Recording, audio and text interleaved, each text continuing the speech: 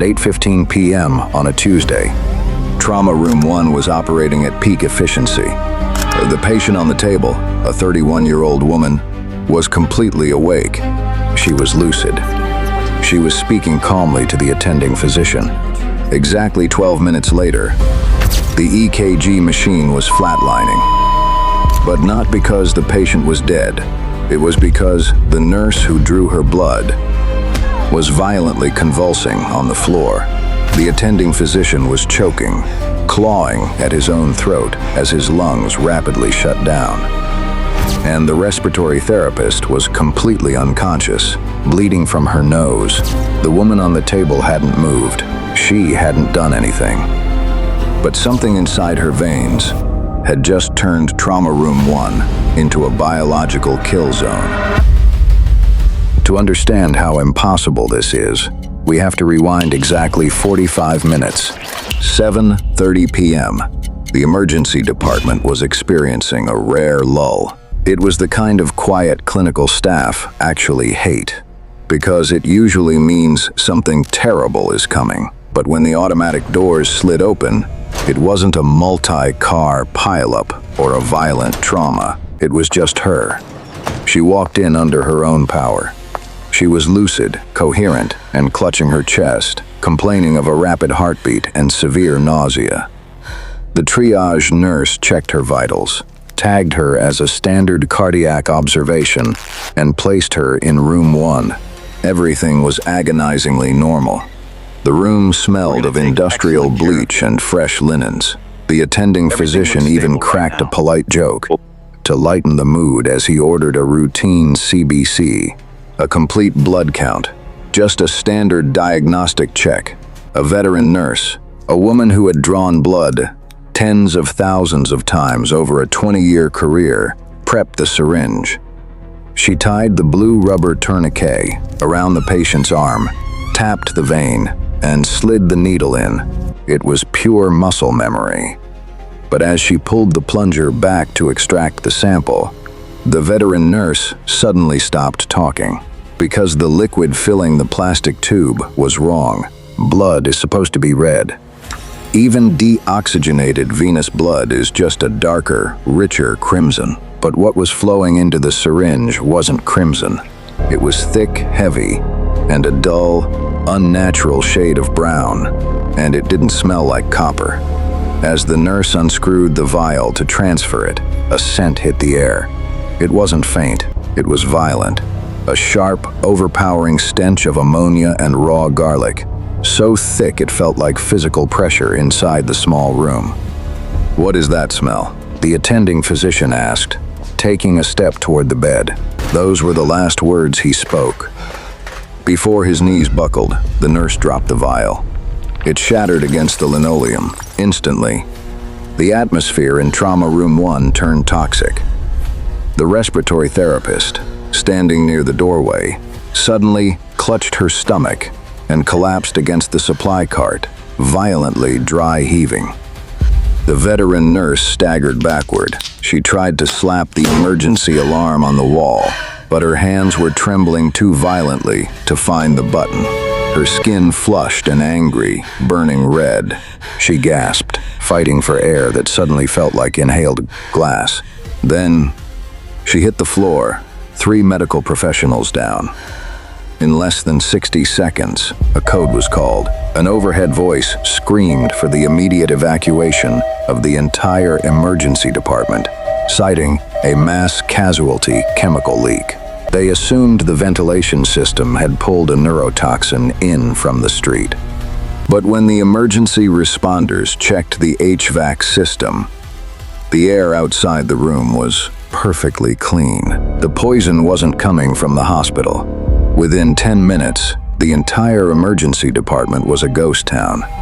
The only sounds left were the blare of the evacuation alarms and the heavy, rhythmic thud of a Hazmat team breaching the double doors, dressed in fully encapsulated yellow suits with self-contained breathing apparatuses. They looked like they were walking into a nuclear reactor. They expected to find a ruptured chemical line or a deliberate biological attack. But as their atmospheric sensors swept the abandoned corridors, the monitors read 0. The hospital was completely uncontaminated until they pushed open the door to room 1. The moment the seal broke, the toxicity meters on their suits began screaming.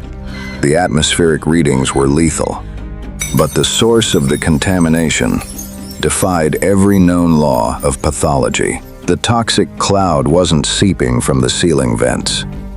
It was concentrated entirely over the shattered glass on the floor and hovering like a dense, invisible fog right above the chest of the patient.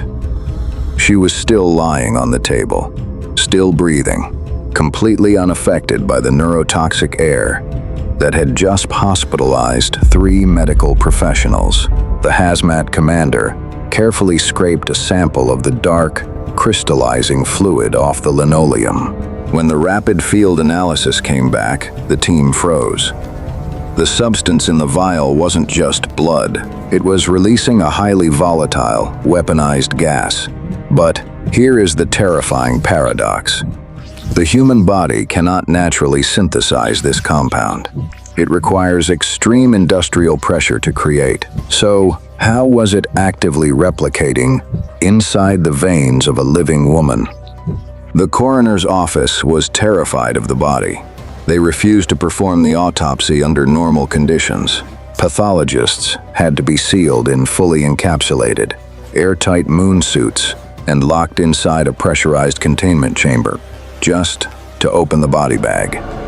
When they finally extracted a sample of her blood and lowered the ambient temperature, they found something impossible.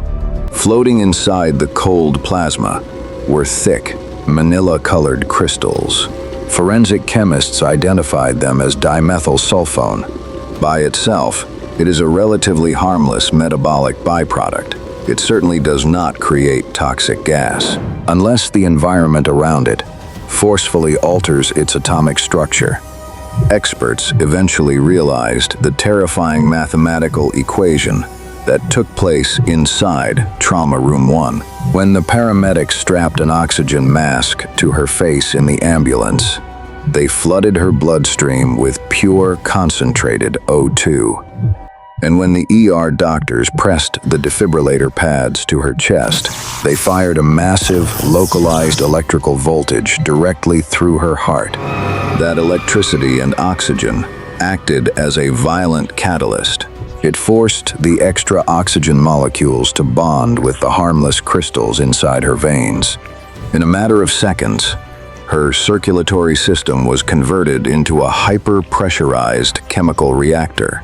It synthesized a compound called dimethyl sulfate. Dimethyl sulfate is not a natural biological substance. It is a highly volatile, weaponized alkylating agent. It is structurally similar to the nerve gas used in trench warfare. The moment the nurse drew her blood, the vacuum seal of the syringe allowed the compound to vaporize at room temperature, instantly attacking the central nervous system of anyone who inhaled it. The medical team didn't do anything wrong. But by following standard life-saving protocols, they accidentally pulled the trigger on a biological weapon.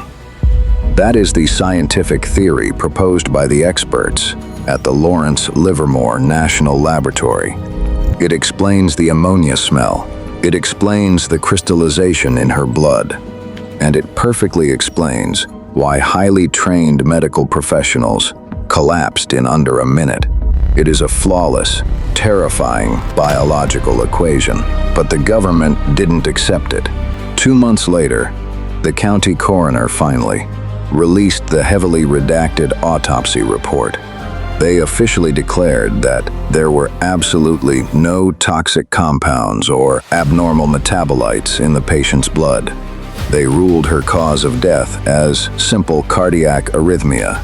As for the 3 medical professionals who nearly died in Trauma Room 1, the health department officially classified the entire event as an outbreak of mass hysteria.